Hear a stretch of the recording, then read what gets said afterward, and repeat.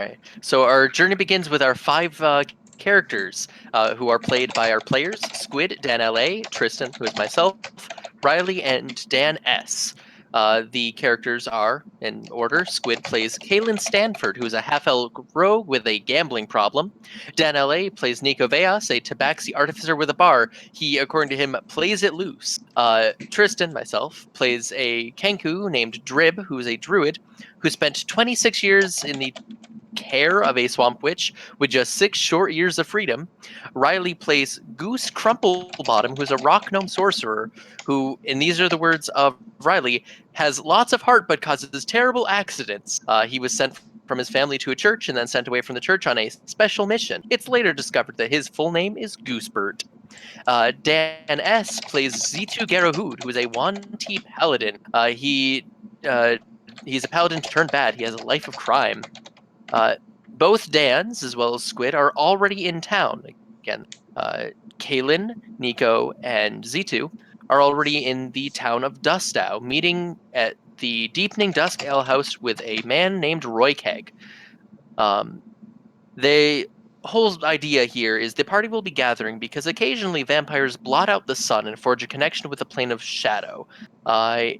Did I seriously not write down what that is called here? I have it in my notes.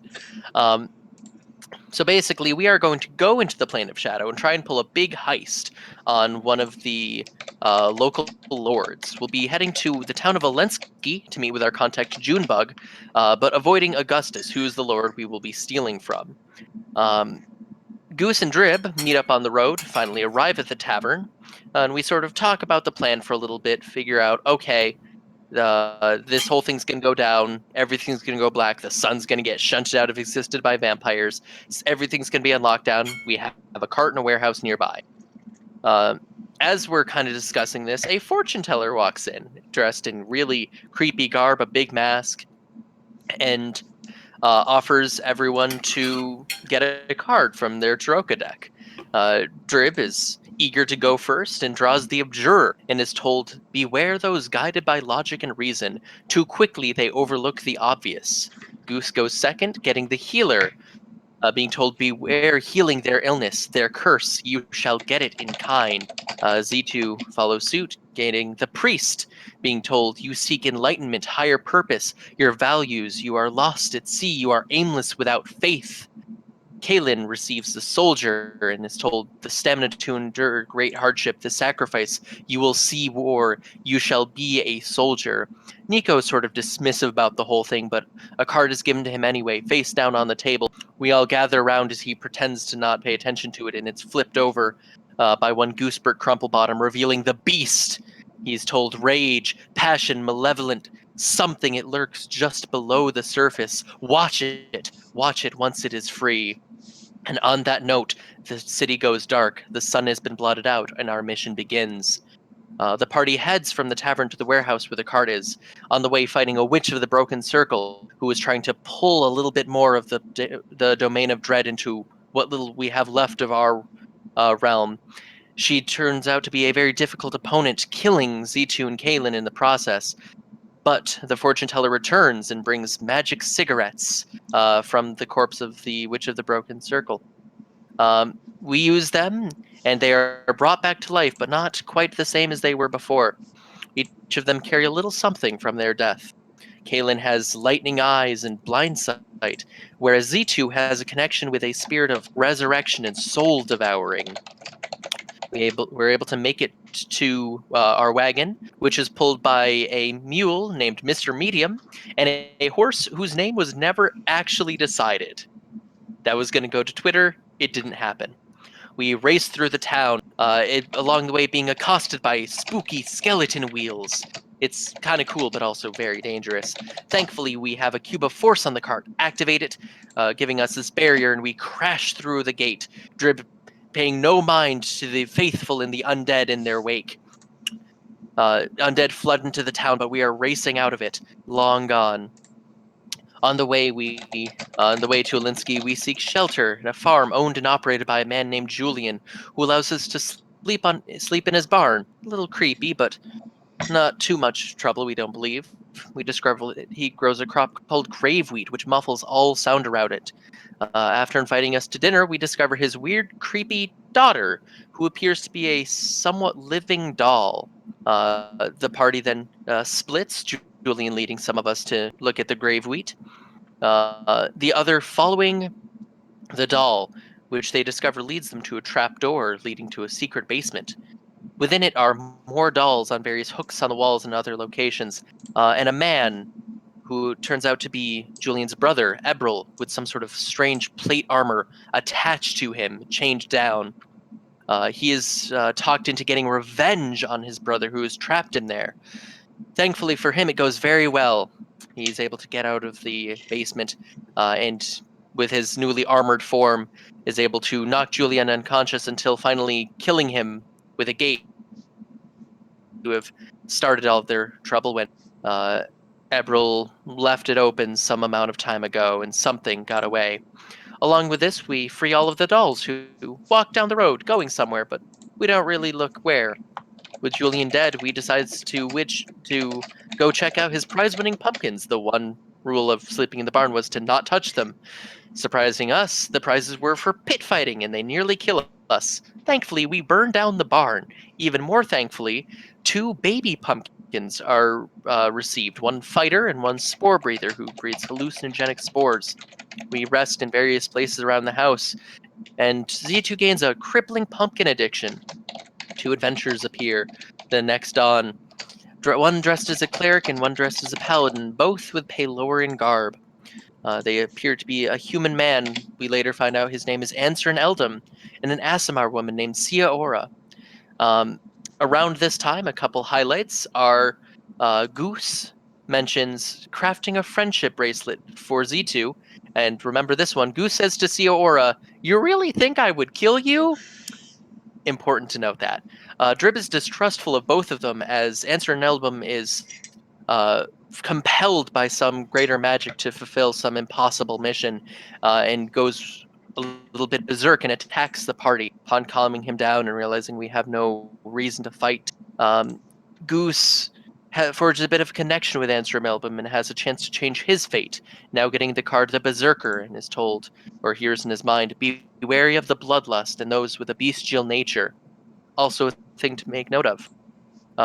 We then head to Olinsky, very solemn, Drib leading the horses and passing and ignoring a tower on the way, which likely would have caused some shenanigans. However, we arrive with relatively little injury, and after wandering the town, we arrive at a small restaurant and chat with a man named Noel. This brings us to episode 8, where I myself was not present, so Riley did our recap. It was really good. We have a quick flash to Siora and Answer and Eldam, who were getting some shenanigans. They found something that amazed them, but then turned to shock as the camera cuts away. We sit discussing with Noel. He was set by fate to help the party for some reason unknown to even him, but he knows that he will die in the process. There's also a gentleman named Mars who's there, and he's vaguely threatening. We'll learn a little more about that in a moment. Nico then is given the chance to ask 3 things about the situation. First, he's concerned about Junebug, our contact here. Her location is unknown, but she's an anointer, one who prepares, clarifies, etc., the gems that are mined from the nearby area. It's a high-level job, and they're often protected, but he can get us to her. He was also concerned about some good ways through the city. And he wasn't 100% sure on that either, but he did know there was a consortium called Zug's Wang that deal in some sketchy businesses regarding the mines. They're mostly dwarves, Durgar, and that sort of thing, and they would likely know paths around the city. He also wanted to research the pumpkin seeds, or maybe they were whole pumpkins. They weren't really sure. I, however, rewatched everything. They were pumpkins. Episode 6, 1 hour and 55 minutes. Check it out. They were 2 pumpkins. He has a really good foundation to start with the pumpkin studies from that, and is even able to help a little bit with Z2's pumpkin addiction. Drib was in charge of the wagon while his player, me, was not there. Noel invited the party to his office before going to the mines. Mars stands up when we do, but supposedly isn't a threat now, but will be. Dave then makes a note about how he once watched a guy down like 20 and a half creamers instead of buying a soda at a Wendy's. That was important at the time. Noel is then coaxed to sit back down by Goose Crumplebottom and eat some jelly packets. Mars is very confused and quite frustrated with it, and it goes on for a while. Uh, Finally, we end up heading to the bank where Noel works, and Goose has a few questions of his own. He wants to know what's up with Mars. It's explained that Mars is Augustus's warlord. Augustus is, again, the lord of this little area, and since he's seen less and less dealing with the various trade of the mines and that sort of thing, so Mars is the one who oversees the town a bit for him. It's also then revealed by Goose that Mars, when he was alive, since he's a sort of undead right now, had a love of dance that still resides somewhere deep within. We go to the bank where Noel works and he picks up some keys. Z2, trying to check out the lost and found and see if any other adventurers left anything, found some really, really, really aged Munster cheese that smells really bad. But that was it. That was his little gift. They then head to the large wall that surrounds the entire city, noting that as they get closer and closer to it, a kind of low rumbling fills the area. They go into a door that's vaguely unseeable from the outside and pass through 33 doors, slowly heading underground the whole way. Turns out, they discover the purpose of the grave wheat that's grown all around this area is to cloak the massive mining operation underneath the city. Nico and Kalen both attempt to steal some of the black amber that is mined from this area, but are caught. However, Z2 rushes in and scolds them as if he's the leader and that he's taking care of this situation for all of the workers here so they don't have to worry about it. Since this is sort of something they're used to, it's okay. Um, we then find Junebug, who appears to be a really big fan of Palor, but also appears to be unable to speak. She lets us know, though, through translation and writing, that she'll trade Augustus's secrets for safe passage from this world to ours. It's then noted that while traversing the mines, the giant herald of the snake god encased in this amber, which is a being that is poisonous in every sense. It strikes fear to bring about its own infamy, and it savors falsehoods. It is trapped here. Zico is instantly all about this. While everyone's distracted with this, Nico's able to successfully collect 10 Dark Amber. We discover how much that means later. We also then are led by Junebug up to the chambers of Augustus, she needs to formally resign. While waiting, we meet a guy named Scarban, who is a member of Zugzwang, who, upon meeting Goose, instructs Goose to kiss his ring, which Goose is kind of not sure about, but whatever. We again discover he was in charge of Zugzwang.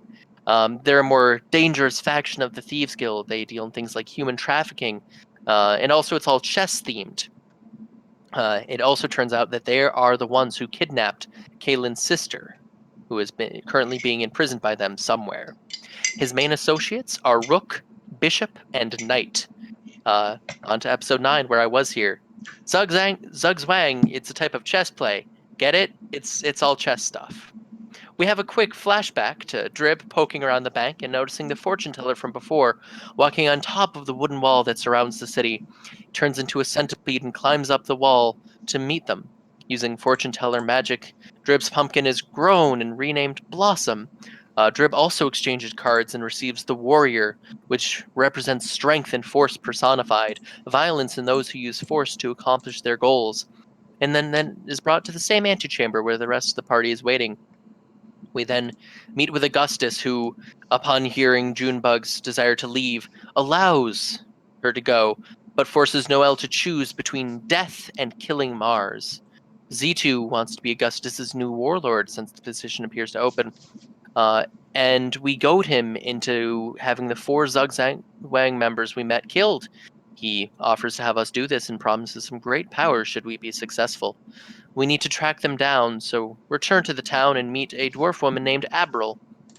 She agrees to help us find and take down Zugzwang, but only if we can get her the contract to oversee the mines as they did. During this time, Goose has a horrible nightmare. of Palor being killed brutally by Sia Ora, stabbed through the chest and bleeding this black ichor everywhere. It's horrendous and haunts his dreams for weeks and weeks to come. We go back through the town and arrive at the castle where Scarban is supposed to reside.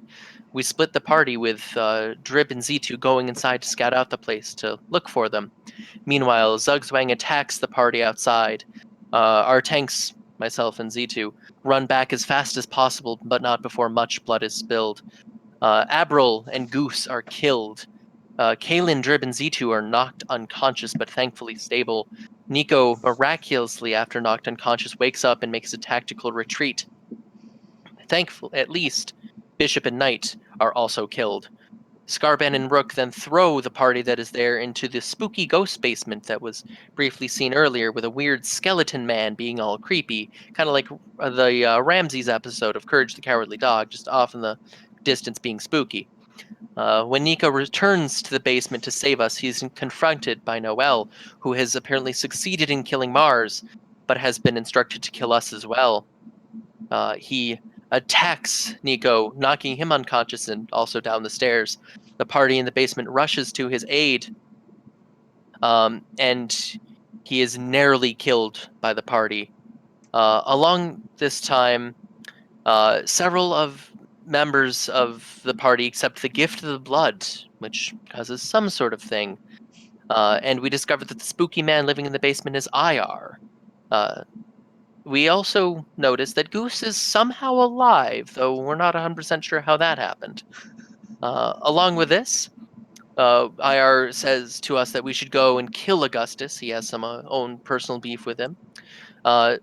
Along the way, we notice that Z2 splits off, going somewhere else. We figure we should be okay without him, but we're able to kill Augustus. He has his two pet snake dogs named Jerry and Question Mark. One of them is befriended. That one is named Jerry. The other one never got a name.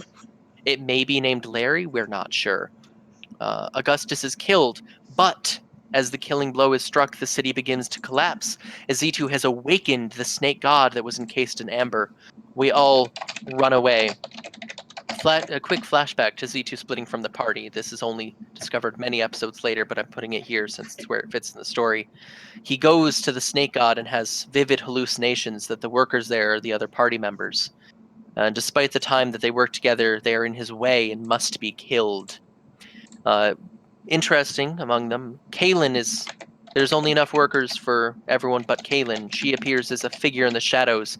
He hurls insults and weapons at her and just assumes her death. The rest are very clearly killed. In the final moments after the party lies dead around him, Z2 looks down to the friendship bracelet the Goose had made for him, still on his wrist, again mentioned earlier, and proceeds to use the power he got from being resurrected by the soul-devouring demon to reawaken the snake god. That's the end of Act 1, which was episodes 1 through 12. I'm going to drink water super quick. Yeah, only Hang on to halfway your there. seats. Oh, yeah. Start of Act 2. It's about a month-ish later, but time doesn't really mean much in the domain of dread. And I think I screwed up a sentence here.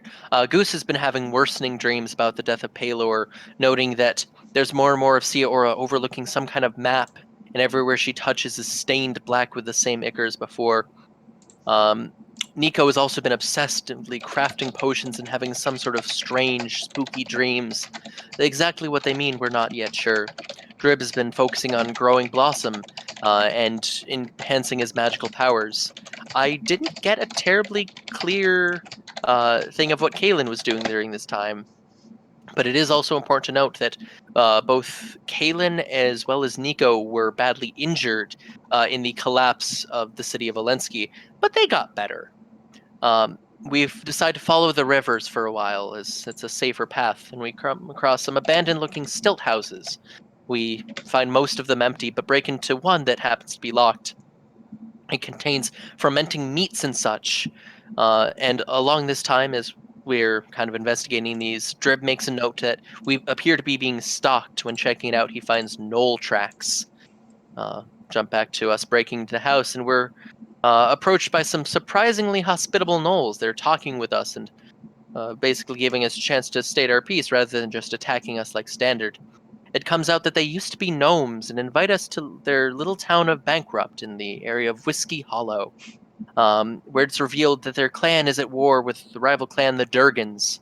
The Gnolls, called the Tinklepaws, are backed by an entity named He Who Walks Behind Cornstalks, who is the one who long ago made a deal with their patriarch to turn them into Gnolls, larger, more powerful. Um, Along the way to the Knoll settlement, it's noted that we pass a very large tree. Drib makes a mental note of it. We'll see if that comes into play later. Duncan is the one who first met us, and he's the effective leader of the group, partially because he's the one who hates the Durgans the most and talks the best. But Malachi, who I believe is his father, is the elder of the village and the one who made the original deal. On the other side, the Durgans are backed by Silas, the Old One, who's some kind of great dragon. While discussing things, Dave mentions that or not Dave, but Duncan mentions that the last druid who passed through here started working with Silas and the Durgans instead. Some foreshadowing there. However, Drib uses his druidic magic to appease the Gnolls and Mr. Cornstalks by doubling the output of their cornfields. As such, and along with Goose's just really good chatting with them and the fact they used to be gnomes like he is, we are led into the cornfield to meet with He Who Walks Behind Cornstalks. Everything goes dark, and everyone but Drib is blinded and racked with horrible pain. It is noted in this section that Caitlin got her eyes back and was truly blinded, but that's quickly forgotten. It's okay now. She can see, kind of. He makes most of the party various deals and asks for conflict as his main payment. We get a glimpse of the future that Mr. Cornstalks wants. And interestingly enough, Goose makes a point of trying to spot Duncan in the vision, but fails.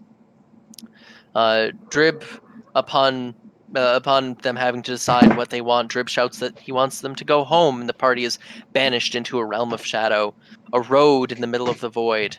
We start walking down until we bump into a statue of the snake god, which eyes that follow us.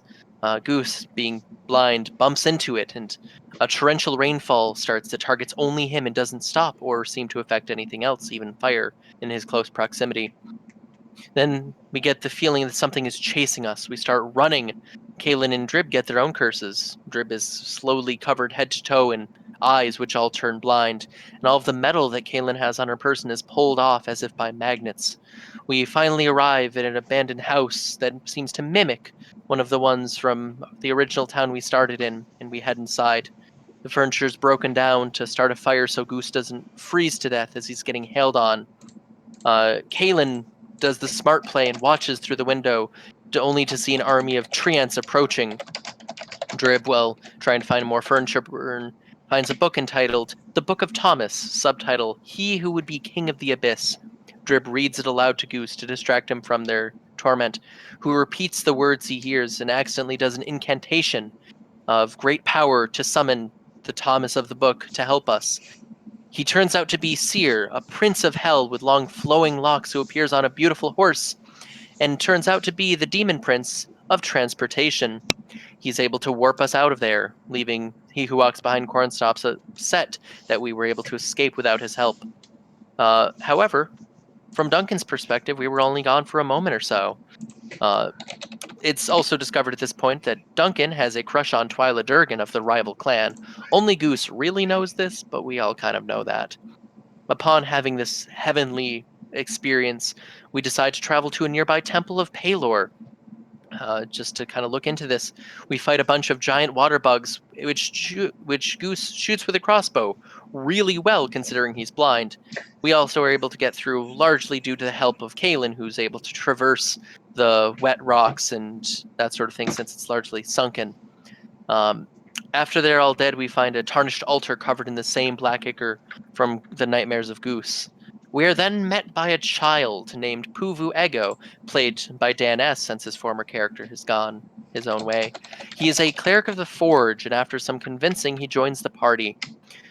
Seeing that Goose is still blind, and neither Kaler or Nico are, that's okay.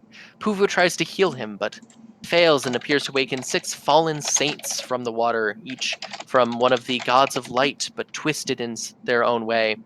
There's Saint Sunai of the Light, Saint Esme the Blinding, Saint Kist of the Guiding Star, Saint Fortum, and 2 others who were destroyed before we found out who they were. Since the Temple of Palor was a bust, Duncan sends us to the local alchemist, Oranango, who is a turtle with 3 smaller turtle children. This happens while there's a big fight between the Tinklepaws and the Durgans. Goose accidentally passes his blindness on to one of the children, but it takes a while for him to figure out exactly what's happening. Kaelin goes off to patrol the perimeter and discovers a Durgan, Obed, approaching the cabin. He demands that Organago craft him some sort of elixir.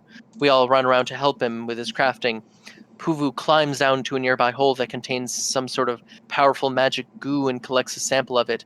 Nico Veas uses his alchemical skills and talents to help Orango with the little things to make sure that the whole process goes smoothly. As the last ingredient is added to this distiller, a powerful magic force reaches out to all of us and takes some of our energy to power up the concoction. Obed takes the potion and seems content. It appears that somehow it's used to make more Durgans, though we're not quite sure how. He then invites us to join the Durgans since we cooperated. We take some time to rest from the exhaustion of having our energy sucked from us like that. Goose wants to head back to the Knolls and is followed by Kaelin, only to find Duncan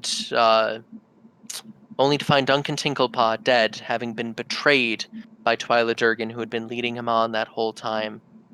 Goose was filled with rage and vows revenge on the Durgans. Kaelin is then approached very quietly and silently by he who walks behind cornstalks. He already told her that her sister is still alive, and if she cooperates, and places a bundle of specific herbs on the corpse of Duncan before he's cremated, she will learn the location of her sister. Goose is also confronted by cornstalks and offered power for his revenge, which appears in the form of his shadow turning into a burning black mass. While searching, he finds a scroll of some sort of weird magic, which gives him a vision of the Durgans, making more other Durgans with the potion. They drink it, breathe fire onto an egg in the center of a large metal disc, and new ones seem to appear, more powerful depending on how much energy the potion was able to get. Goose runs off to the Durgan camp with Kaelin following to keep him from getting killed. From Oranango's camp, Nico and Puvu also head to the Durgans, maybe a little calmer, less set on violence. But Drib goes to see the Tinklepaws. Goose and Kaelin arrive first and launch an attack using Goose's murder shadow and a fireball. Kaelin readies her bow and prepares to fight, but doesn't go for it just yet, wanting to be a little more careful. When Niku and Puvu arrive, they also take a more cautious approach. While Puvu shouts, "Are we doing this?" Again, direct quote. During this time, Derb is joining in the ritual cremation of Duncan Tinklepaw. When time stops and he who walks behind cornstalks appears, he then forces Ezekiel to cannibalize his own son, which culminates into Duncan being resurrected as a wither, a type of undead gnoll. Time resumes and the Tinklepaws scatter. Drib and the newly resurrected Duncan charge off to fight. Puvu hits the big bad Durgan, Jedediah, with a guiding bolt. Nico ensnares him with web, dropping him from the sky and binding him. Twyla Durgan flees, and their druid, Jael, gathers some supplies from a nearby tent along with 2 baby dragons and runs into a nearby tree and vanishes using some kind of druidic magic. Drib and Nico each get half of a dragon egg. Drib gets a bunch of half-dragon bone, tooth, and claw. Nico gets a bunch of dragon blood. And the undead Duncan gets a lot of dead Durgan meat. Goose at this point discovers that Duncan has died and was resurrected in this way and cries out most of the dark magic that he who walks behind cornstalks gave him. We attempt to summon him again at that moment, but fail, so we head back to the Tinklepaws. Things okay. We then decide to start burning the cornfield to kind of get on the good side of the remaining Tinklepaws, since only 3 are alive. They have killed Ezekiel and how to not work with cornstalks again. After burning a good chunk of the corn, we are invited into Cornstalk's realm. He promises to bring Nico's fiancée back to life. He tells Kaelin where her sister is. And in order to prove that he can bring someone back, he does the same for Duncan. He loads him up with dark magic and then retreats briefly. Nico follows him and notices that Cornstalks is weakened from this and has some kind of strange symbol on him. We're told to bury the body for 3 days and stuff it with paper, which will become maps. The party gets a bit introspective. Puvu expresses his uncertainty with what people want from him to Kaelin. Later, Drib tries to console him and include him in the group. 3 days later, Duncan bursts from the ground as a vampire, nearly eats Goose. Thankfully, some smart thinking from Nico. He sends in his homunculus, Brindlethunk, to take the blow instead, who thankfully lives through it. While Drib and Vampire Duncan are off hunting, Puvu goes to check on Oranango, accompanied by Nico, whose alchemical talents impressed the old turtle. At this point, he has taken the curse of his son's blindness accidentally passed on to his son from Goose. Um, Puvu wants to help him. He wants to do something to make up for what was done, but Oranango is reluctant to try. He's lucky to be alive at this point, and lucky his children are alive, especially since it comes out that they were only made by the same type of ritual that the Durgans used to make more of them, all of which was kicked off by a deal from He Who Walks Cornstalks, creating the magical goo we found in the pit before. Nico convinces Oran to allow Puvu to try. Sadly, subverting the magic of He Who Walks Behind Cornstalks is no easy task, and the attempt fails. Oran sends them away, and they return to the party. We have a few days of travel back to our original city, and Goose and Duncan check out what kind of vampire powers Duncan has. The only one seems to be the ability to turn into a bat, but only when he says bat, just like that. Puvu is taking his failing to cure Oranango pretty hard, it seems, and is thrown off by how poorly everything has been going for him, especially since the talent he knows he has and others have seen. Drib again tries to help him and offers to that they can find or make something better after this is all done. And Puvu, maybe with some of that, but largely with his own introspection and knowing he can do great things, appears to be filled with some sort of determination. Drib takes something from himself to regrow his pumpkin friend Blossom into a more pure form, that of a pumpkiny orchid mantis type creature.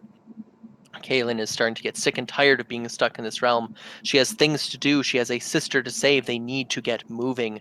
Her sister's in Dustow, and it's time for her to do what needs to be done to save her family. As we get close to the city, Nico pauses for a moment, reminiscing on the last time he returned after the transversal, the great thing where the sun is blotted out and the realms are connected, and considering what's best for his fiancée Inara, who was killed somehow and supposedly brought back, having something to do with the transversal. Nico asks Duncan for a perspective on being undead and gets a series of evasive, almost answers. The party then stumbles upon wanted posters for everyone but Puvu, though Goose, now we know his full name is Goosebert, is only wanted for questioning since he's connected for us. Since we're wanted, we split up and try and enter the city more carefully. Goose, Kaelin, and Nico sneak in and go to head to Nico's bar where we'll all meet up. Drib wild shapes into a dog and goes in with Puvu, who's not wanted for questioning, while Duncan flies about as a bat overhead. On the way to the bar, Group A, Goose, Kaelin, and Nico, find an old woman who's begging for help of some kind, and they say that the bar will be a safe haven. She goes off to get her children to bring them there. However, upon arriving at the bar, they find it inhabited by some sort of shadow creature, some sort of shadow sorcerer that appears to have a connection to Nico and his love for his fiancée. They try to fight it, but it's too powerful for them. During this time, Drib and Pooh are stopped by some dark mercenaries who proceed to bully them and just generally be jerks, even trying to get them, who again are a dog and a child, drunk because it would be funny. Their boss, however, shows up and chews out the leader of that little band. Puvu listens in on the meeting undetected and learns about the new powers that be in the city, the fact that there's a king when before there was none. Drib, as a dog, does some tricks off screen to distract them. They're able to slip away undetected, but not before Puvu finds a lone drunk from the mercenary company who had been particularly heinous to him. He uses inflict wounds to give that man the most painful and the last 6 seconds of his life. Then climbs onto Dog Drib's back and rides off into the city. Again at the bar, the shadow monster has tapped into the worst fears of the party to attack them with, and they pull back to a safer position as the rest of the party shows up. We decide Roy Kegg's bar, where this all began, would be a safe place to reconvene. Along the way, Goose remembers the old woman from before and Misty steps away to save her. At Roy Keg's bar, and forgive me, this section I didn't have the recordings, I'm missing some names. We meet up with a dwarf woman outside who seems to guard the place and makes us pay to get in. I do not have her name. We meet up with an old acquaintance of Nico, an orc, I'm pretty sure, named something or other, who points out that he has no recollection of a man named Roykeg owning this bar for years and years at this point. So that's an interesting point. The party also meets a duo consisting of a rogue named Rummy Red and a mage of some sort named Kelsim. Drim stumbles across a dwarf cleric, name unknown, who's been staring at the woman outside, seemingly in love with her. That becomes a brief B-plot of romantic comedy-style shenanigans. Back at Nico's bar, Goose is waiting for the old woman, and though unseen by the shadow, nods off just before she arrives. She starts heading in, but is attacked by the shadow monster. Goose, ever the brave and good soul, teleports in between the attack, allowing her to escape, but he himself is knocked unconscious and nearly dies. He narrowly stabilizes, and thankfully the shadow is more interested in this unconscious gnome than some old woman who's nearly gotten away anyway, and drags Goose to the basement. It then alters Goose's memories and appears, though named Parak. The creature is called Shadow by Goose. The rest of the party, accompanied by Calsim, go out to scout out the old bar, looking for Goose, trying to see what this creature is. However, Shadow does not appear to be out and about. We're uncertain of what to do until Nico points out that all of our pouches are magically connected via his artifice. He enchants a small stone with a message for Goose, and Puvu casts light on it to use as a beacon. Goose hears the sound from his pouch while he's looking for things to make a friendship bracelet for Shadow, and holds the stone into the air as instructed. We then see through the cracks in the floorboards this light in the basement of the tavern.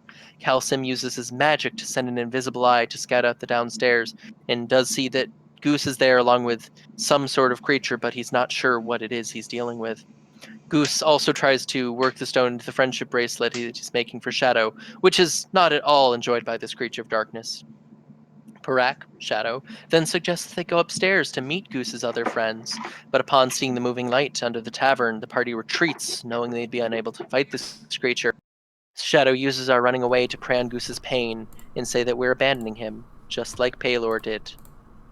Back at the other bar, where there are several members of the consortium, the same group that Kalen is a part of, that Zug Zwang is a part of.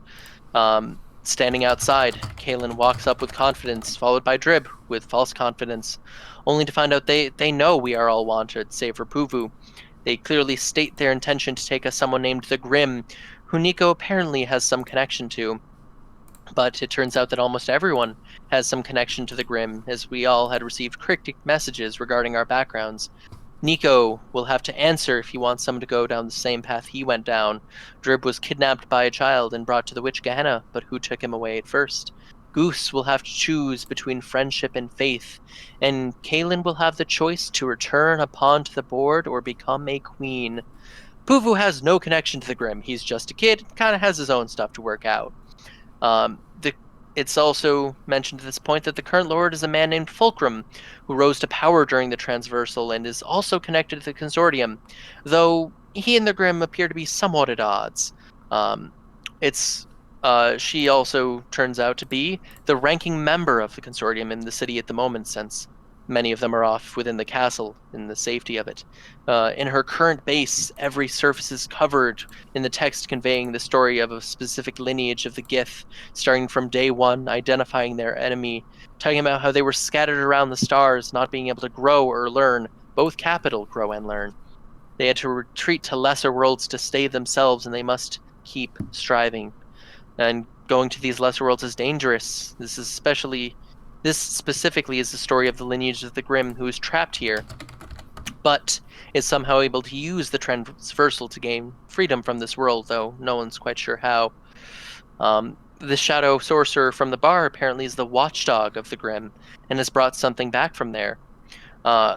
Goose arrives with Parak, and they're the best of friends, since Goose just sees her as a gnome and not a giant shadow monster. But Parak is feeding off of the friendship of Goose and doesn't want to let him go. Also note, Duncan is currently AWOL at this point. The Grim has a task for us and promises to go with them. and has promises to go with them. Kaylin is given a choice between the freedom of her sister Elise or power of the city, which would mean that Elise wouldn't be in any danger if she's the one in power, since you don't owe yourself a debt. Nico is concerned about the safety of Kaylin since it's such a dangerous deal with the Grimm, and Nico clearly has some close ties with her, who was apparently involved with the death and undeath of his late fiancée, Anara. The Grimm turns out to be the one who kidnapped Drib as a child and delivered him to Gehenna. Goes on about how rare and special he is, but does appear to show some genuine remorse and offers to bring him back. She doesn't know Puvu, and he's okay with that. It then comes out that the Grimm needs access to a cave in the Rakers Mountains, and we offer to do it, but would need Goose to come with us. Right about this time, the illusion wears off, and Goose realizes what's happened. Upon seeing Shadow's true form, reels, panicking from all of this.